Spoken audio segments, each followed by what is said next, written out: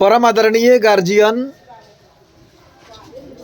मैं सुदामा प्रजापति दोनों हाथ जोड़ के नमन करता हूं, प्रणाम करता हूं।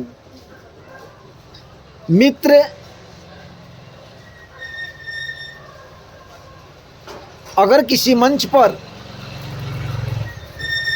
हमारे शहर के विधायक जी का आगमन हो चुका है या विधायक जी मंच पर विराजमान हैं, तो विधायक जी को किस तरीक़ा से सम्मानित करिएगा उसके विषय में आपको बतलाऊंगा।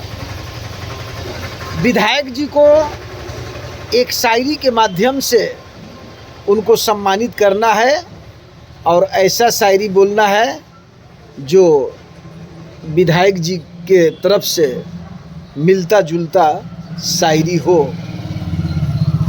अपना अपना विवेक होता है, अपना अपना विवेक होता है और नहीं काबिल हरेक होता है।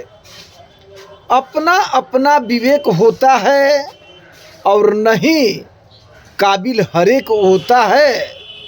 यूँ तो जमाने में है उनके रहनुमा, यूँ तो जमाने में है उनका रहनुमा।